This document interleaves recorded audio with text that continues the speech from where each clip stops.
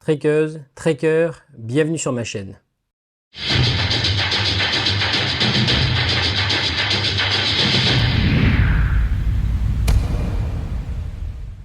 Trekkeuses, trekkers, bienvenue sur ma chaîne, bienvenue pour cette nouvelle vidéo. Tout d'abord, n'hésitez pas à vous abonner.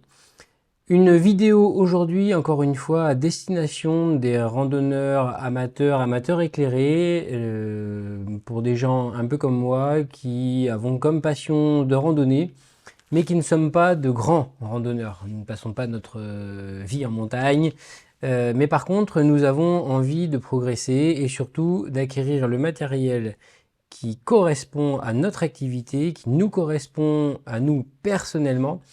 Et pour tous ces gens-là, c'est pour ça que je fais ce genre de vidéo. Après avoir bien choisi mon matériel de randonnée, le sac, le rat de sac, le duvet, la tente, etc., etc., j'ai voulu avoir une montre comme celle-ci, non pas pour me donner l'heure, mais pour avoir un petit bilan de mes sorties en randonnée. Alors, quand je dis un bilan, je voulais avoir une trace, savoir quel était le parcours que j'avais fait, et surtout avoir les données GPS d'altitude, de temps de passage, de temps de parcours, ma vitesse moyenne, voilà, toutes ces choses-là. Alors c'est vraiment à titre informatif, hein, bien entendu, je ne compte pas faire de compétition demain, mais voilà, c'est quelque chose qui m'intéressait. J'avais envie d'avoir ce genre d'informations. Donc j'ai acheté donc cette Amazfit qui est très sympa. L'écran est vraiment sympa. C'est un écran tactile qui est vraiment sympa aussi à utiliser. Elle est très très simple. J'y mets ma musique pour aller courir. Et quand je pars en randonnée, je la prends. Je déclenche le GPS avec la prise de données. Et en fin de journée, ben voilà, j'ai mon tracé, j'ai ma courbe de dénivelé, j'ai mon temps de parcours, ma vitesse de parcours aussi. C'est toujours très intéressant à connaître. Euh, Jusque-là, je trouvais cette onde vraiment très très sympa. Je la trouve toujours très sympa.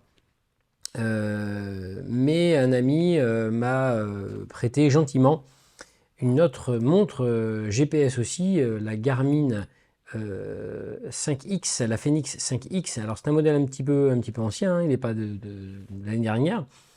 Alors il a effectivement un GPS dedans, mais ça n'a strictement rien à voir, hein. Les spécialistes ne criaient pas au scandale. Je ne vais pas comparer une Fenix avec une Amazfit, bien entendu. C'est juste pour vous montrer quelle était ma démarche. Je suis parti d'une Amazfit, on me prête une Garmin, et là vraiment j'ai trouvé ça assez incroyable. Alors le poids n'est pas le même, le prix n'est pas le même, les fonctions ne sont pas les mêmes. Ça c'est une usine à gaz, alors surtout le menu, hein, c'est vraiment une usine à gaz, il y a 5 boutons, il y en a partout. J'ai quand même du mal à me repérer, alors je suis peut-être pas encore très habitué, mais j'ai du mal à me repérer dans des interfaces comme ça, je les trouve un peu trop fouillis. Alors je pense que depuis Garmin a fait des progrès. L'écran n'est pas tactile, j'ai vu que les dernières l'écran était tactile, donc ça pour moi ça change beaucoup. Je trouve que c'est un gain à l'utilisation qui est vraiment intéressant. Donc mon ami me prêtait cette montre, j'ai trouvé ça vraiment très intéressant et surtout, dedans il y a les fonds de carte IGN en fait. Vous avez les courbes de dénivelé, les parcours, donc vous allez me dire, ouais, c'est pas utilisable. Et d'ailleurs, c'est ce que je me suis dit aussi. Je me suis dit, ça va pas être utilisable, c'est beaucoup trop petit, on n'y voit rien. Alors, si c'est pour vous en servir comme d'une carte, je confirme, c'est trop petit, on n'y voit rien, c'est inutilisable. Par contre, chose que je ne savais pas faire, j'ai chargé les traces GPX de mes randonnées. La trace GPX, donc, pour ceux qui ne savent pas, c'est une trace avec des données GPS, des points GPS que la montre va suivre. Et en fait, ça suit le parcours que vous devez faire. Une fois que vous avez téléchargé cette trace GPX, vous avez votre parcours indiqué dans la montre. Donc quand vous devez tourner à gauche, vous voyez le chemin qui va à gauche. Tout est indiqué comme si vous suiviez avec votre doigt sur la carte IGN. C'est vraiment incroyable. Et notamment dans les Cévennes, il m'est arrivé encore une aventure là-bas. Et c'est pas la première, il y a une grosse exploitation forestière et je pense qu'un panneau, un poteau ou une trace a disparu. Et je me suis retrouvé sur un carrefour de forêt avec 5 ou 6 chemins dans tous les sens. Je savais vraiment pas trop où aller, j'avais mon topo dans le sac, j'avais pas ma carte hygiène sur moi, j'ai pris un chemin au pif. La montre s'est mise à vibrer au bout de 30 mètres et en fait j'avais tous les chemins qui était représenté sur la montre, enfin sur la carte de la montre, et en fait en 10 secondes j'ai pu retrouver le bon chemin.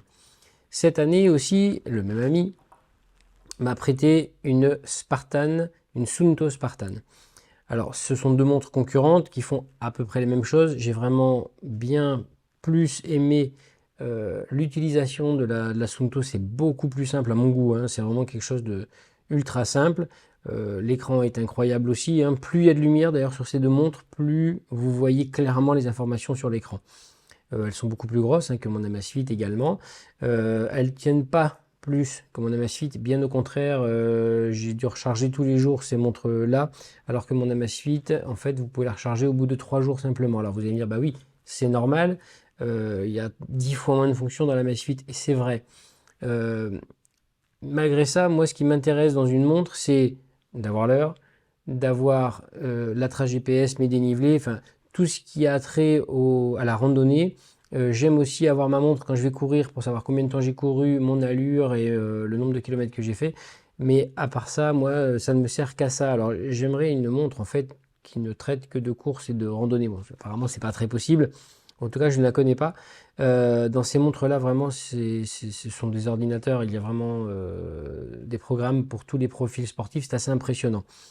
Je reviens sur ces montres. Donc, la différence entre les deux, la Suunto, en tout cas ce modèle-ci, n'a pas les fonds de carte. Vous avez une trace à suivre. Elle vous dit tout droit, un peu à droite, un peu à gauche, et c'est tout. Et là, par exemple, euh, dans le cas de la forêt et de ce grand carrefour, je ne savais pas trop où aller avec cette montre-là, le temps qu'elle me retrouve, qu'elle me repère bien par rapport au nord et au sud. La Garmin m'avait déjà dit quel chemin prendre, c'était le deuxième en partant de la droite, voilà, ça a pris 5 secondes, c'était beaucoup plus pratique. J'ai remarqué aussi que la Suunto, alors c'est peut-être ce modèle-ci, me perdait régulièrement dans le GPS. Il fallait que je fasse des mouvements de bras pour que le GPS se recalibre. Alors je ne sais pas si ça venait du fait que je sois en forêt sous des épais nuages, parce que la Garmin n'a jamais eu ce problème-là. Alors la Masfit, je ne peux pas trop savoir parce qu'elle ne le dit pas quand elle me perd. Je pense que les points GPS sont beaucoup moins fiables, c'est tout. C'est vraiment une utilisation incroyable. J'ai découvert le fond de carte et vraiment, c'est un outil pour moi de sécurité, vraiment. Ça évite de se perdre. Je compte m'acheter une de ces montres. Alors, je ne sais pas encore laquelle, hein, j'ai pas encore fait le tour exactement.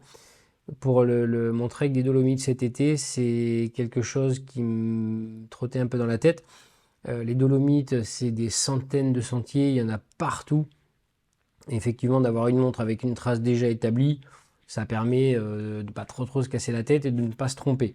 J'ai vu quelques randonneurs se planter dans les randonnées dans les Dolomites et faire 1 heure et demie de chemin en plus.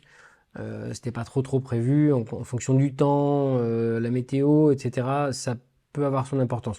Alors oui, on peut toujours randonner avec sa carte, hein, évidemment, et même je le conseillerais sans doute. La carte ne tombe pas en panne, donc il y a du pour, il y a du contre. Il y aura forcément des détracteurs et des gens qui seront fascinés par ce genre de montre. Moi, je trouve ça vraiment intéressant. Une montre sans fond de carte, quand même, je trouve que l'attrait est bien moindre. Donc je pense réellement, sincèrement, m'orienter vers une montre avec fond de carte. S'il y avait un intérêt, c'est vraiment celui-ci, à mon sens. Alors peut-être que d'autres randonneurs trouvent ça complètement superflu. D'ailleurs, j'ai vu les trickers compulsifs faire la démonstration d'une Amazfit et justement dire que le fond de carte ne servait à rien. Alors peut-être que pour eux, ça sert à rien. Ils sont peut-être très à l'aise comme ça. Moi, j'ai vraiment trouvé que le fond de carte, c'était un petit plus appréciable. Alors, effectivement, les prix n'étaient pas les mêmes. Ils ont bien raison. Ceci dit, on trouve aujourd'hui des montres avec fond de carte entre 200 et 250 euros. Les modèles étant de plus en plus perfectionnés, les prix des montres un peu plus anciennes ou un peu plus entrée de gamme ont eu une tendance à baisser considérablement. Voilà, j'ai vu quelques montres aux alentours de 200-250 euros. On a des montres avec fond de carte. Voilà, c'est quelque chose qui va me trotter encore un petit peu avant mon achat, mais j'en ferai sans doute un retour le jour où je l'aurai acheté.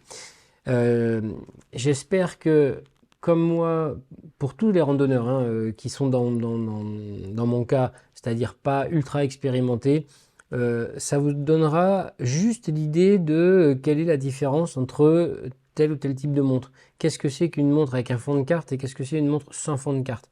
Donc la trace GPX, c'est quelque chose de très intéressant. J'ai un peu travaillé là-dessus pour les Dolomites de cet été qui vont arriver. J'ai travaillé ça pour les Cévennes qui viennent de se passer. Ça se fait très simplement sur l'ordinateur. Il y a des sites qui sont dédiés, qui sont très pratiques. Les applications des montres aussi le font également.